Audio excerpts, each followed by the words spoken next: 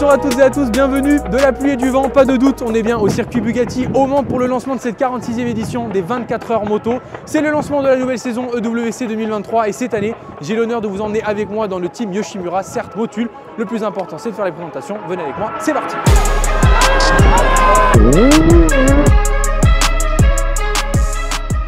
Le Yoshimura CERT Motul est la fusion de deux équipes emblématiques bien distinctes, tandis que le Suzuki Endurance Racing Team, le CERT, remporte son 16e titre en 40 ans d'activité. Le team japonais Yoshimura, lui, s'impose en dominateur aux 8 heures de Suzuka, qu'il remportera 4 fois avec de nombreux podiums également. Bien que très proche, le Suzuki Endurance Racing Team décide, suite au départ en retraite de Dominique Mélian, de confier à Damien Saulnier les rênes de l'équipe, aidé alors cette fois-ci par Yohei Kato, qui lui en sera le directeur. Suzuki, Yoshimura et le CERT s'associent donc pour créer cette structure incroyable qui vise clairement les sommets du championnat du monde d'endurance.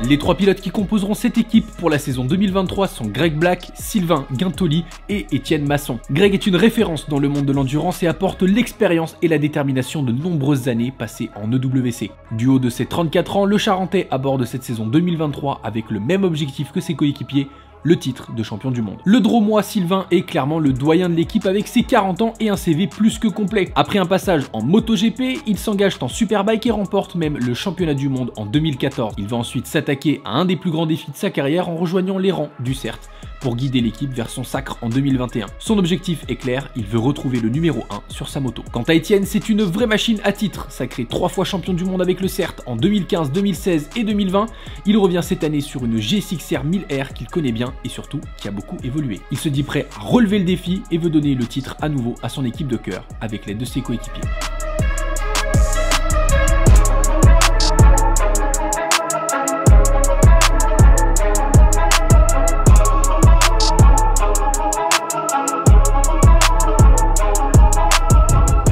Pour revenir rapidement sur la journée d'hier, les équipes ont pu profiter d'une séance d'essai de nuit. C'est extrêmement important pour vérifier que les lumières qui sont obligatoires pendant la course fonctionnent correctement, que l'électronique est OK, et puis pourquoi pas faire quelques essais de pit stop. Maintenant que pour le CERT tout est réglé, ils sont en place, je vous propose directement d'aller voir Paul Vincent, le chef mécanicien, afin de comprendre son état d'esprit et puis surtout voir comment il aborde cette course qui commencera demain à 15 h. Venez avec moi.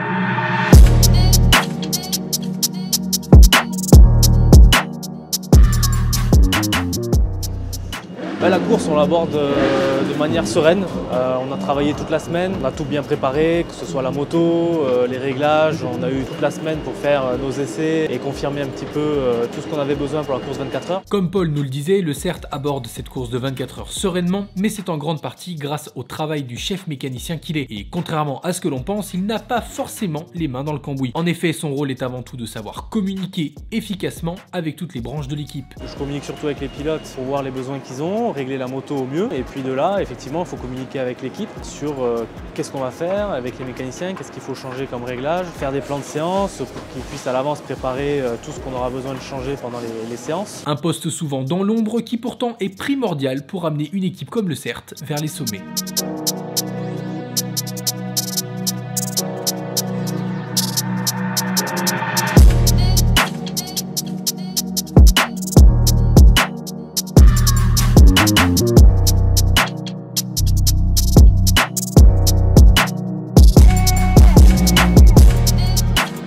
Alors, hier se sont déroulées des séances importantes pour cette édition des 24 heures moto, puisque nous avons notamment eu la Q1. En effet, il y a Greg qui a fait la première place, ensuite on a eu Sylvain 4e et Étienne 2e de son groupe, ce qui a amené à la pole position provisoire du CERT, qui a d'ailleurs été confirmée aujourd'hui ce vendredi en Q2, puisqu'il pleut toujours et que personne n'a pu améliorer le temps. Le CERT partira donc bien devant pour cette 46e édition, et ça, messieurs, dames, ça fait extrêmement plaisir. Bonjour, je m'appelle Romain, j'ai 20 ans, je suis grand fan du CERT, je travaille chez Suzuki et je suis avec mon papa, on est venu ce week-end pour profiter justement de la pole position du CERT aux qualifications. Malgré le mauvais temps, on a hâte et on les supporte à fond. Allez le CERT!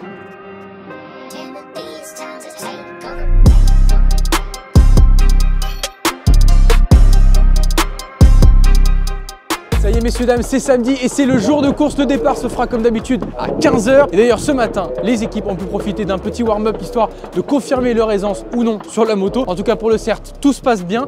Et puis maintenant, le maître mot, c'est repos et concentration. Et puis surtout pour Greg Black, puisque c'est lui qui prendra, comme depuis des années, le départ de cette 46e édition des 24 heures moto.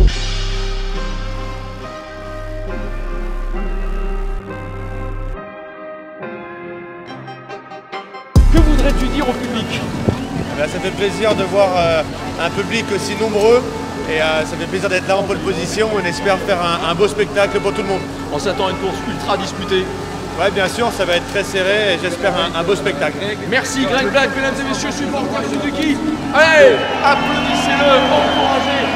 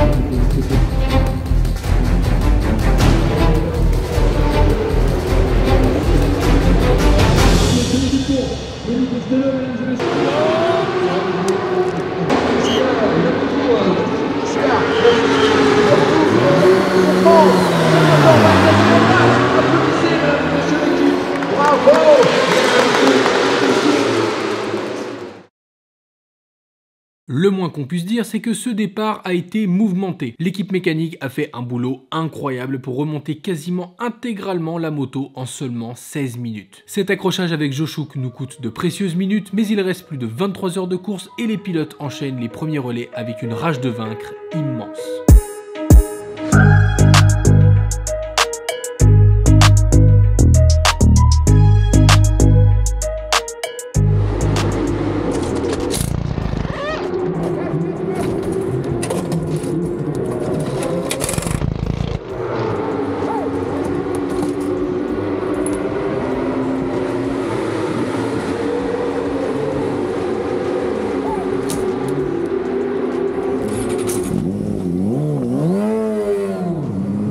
La machine à remonter le classement est lancée et rien ne les arrêtera. Après 6 heures de course, la Suzuki a repris 12 positions et pointe désormais à la 42e place. 20 tours les séparent du leader de la course, c'est énorme, mais en endurance, tout est faisable. Ils enchaînent sans relâche et 4 heures plus tard, soit après 10 heures de course au total, les voilà déjà 22e.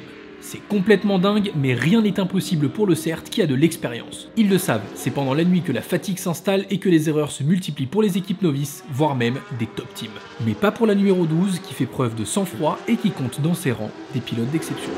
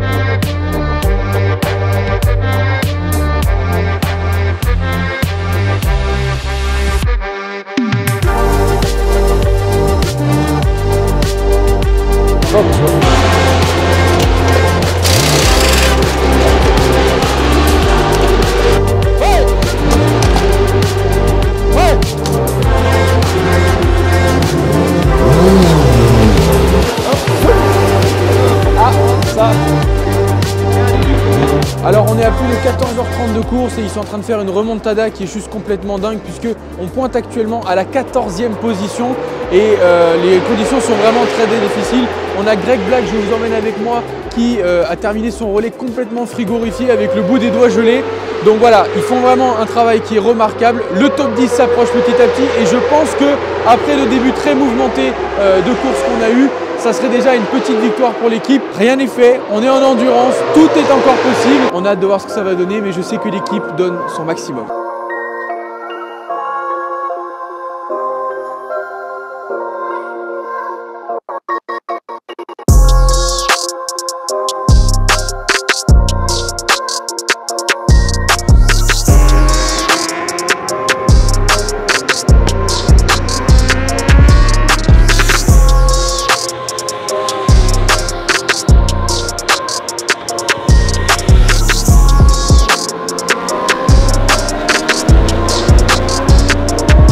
Messieurs, dames, il est 10h, il reste officiellement 5 heures de course et Étienne Masson, qui est actuellement derrière moi sur la piste, sur la moto, vient de prendre la 7e position. Alors, on a encore 10 tours de retard malheureusement sur notre concurrent le plus proche, mais vous le savez, rien n'est fait en endurance tant que le drapeau d'Amiens n'a pas été agité et on n'est pas à l'abri d'un rebondissement de dernière minute, donc tout est encore faisable. Et puis les chronos continuent de descendre, ils sont à fond et donc ce que je peux vous dire, c'est qu'ils ne lâchent rien et ça, on adore.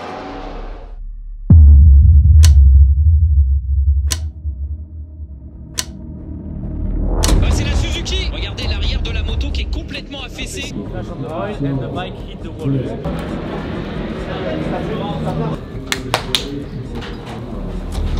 Vas-y, vas-y. Allez, on y va, ça.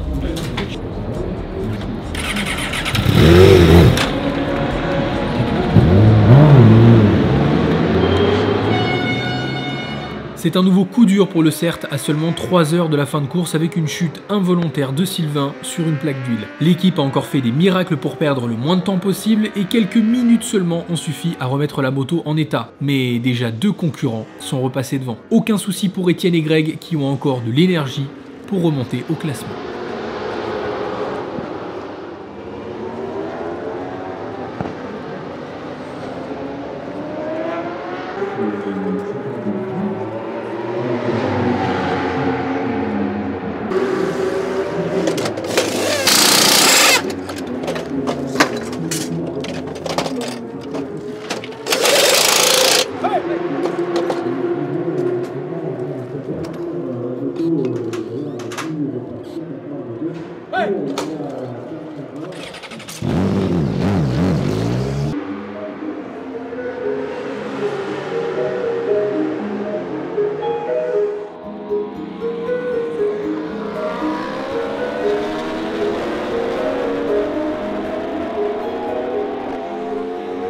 La fin de course est proche, Greg vient à peine de céder pour la dernière fois le guidon à Étienne, qui se chargera de passer la ligne d'arrivée après une course pleine de rebondissements. Le CERT peut être fier, passer de la dernière à la 7e place est un exploit orchestré par 3 pilotes qui n'ont jamais rien lâché et une équipe dévouée et professionnelle. Les 24 heures moto nous auront fait vivre de grandes émotions et croyez-moi, ils n'ont pas dit leur dernier mot. Rendez-vous en terre belge à Spa du 16 au 18 juin pour retrouver l'équipe du Yoshimura CERT Motul encore plus forte et déterminée que jamais.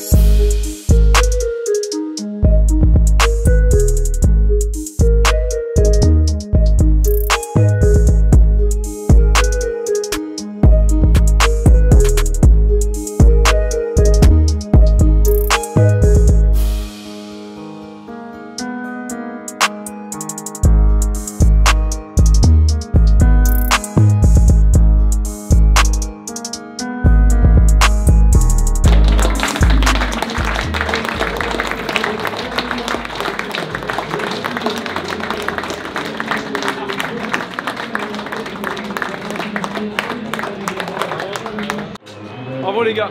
Bravo, bravo, bravo, bravo. Merci bien.